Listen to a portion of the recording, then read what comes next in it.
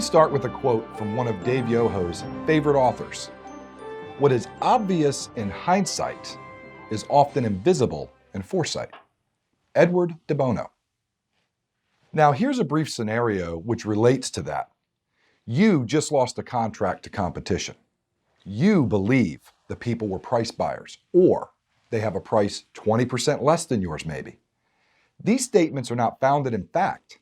See, if your price was 20% higher than someone else's, that someone else's price may be 5 or 10% higher than a lower price competitor. The fact is there's always someone who has a lower price. Your explanation of a failure to sell or convince a customer to buy from you is all too common. See, in most cases, value is not established in that situation.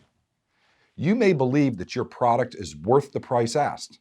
However, what hasn't been established is its worth in the eyes of your customer or the prospect. The price buyer label, or that of someone having a better price, is all too convenient for the salespeople who haven't lived up to their obligation. Often presenting in first-person language, "We like this because," or "We prefer to do it this way because." When the components of a product are presented to meet needs in comparison to similar products without actually naming the competition, you are justifying the quality and the price to be quoted in relation to the needs of the customer. Once you have walked the prospect through your presentation, asking questions such as, "Which would you prefer?" or "Can you see the value of utilizing a product manufactured or installed in this manner?" and giving them visual pictures, sometimes verbally, sometimes with photos, and you've received plenty of nods and maybe some you feel confident now in quoting your price. Frequently, your good feelings are dashed though when the prospect says something like, "Wow, that's a lot of money," or "That's considerably more than we anticipated," or "It sounds okay, but we're still going to get a couple more bids or prices." You may see this as the price being a barrier to getting the sale. And often at this point, you'll make a series of critical judgment errors.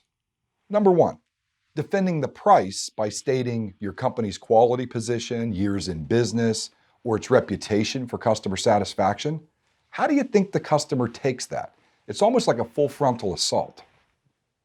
Number two, assuming that something must be done with the price to make it affordable. Maybe you're thinking right here, if I just drop it, I'm going to get the order. I'm going to show you why that's a mistake later. Number three, assume that is a strong price objection, then catalog the prospect as price buyers, and then minimize the energy that is necessary at this point. See, when judgment error number three occurs, the salesperson frequently reverts to a quick discount or a drop to make the price appear more affordable. But it doesn't. See, if there is an incentive or discount involved with your current marketing plan or system, it has value only when the price quoted is justified and confirmed, and it's believable. Otherwise, the discounted price is the one that the customer is evaluating for the product offered, and that's when the negotiation begins.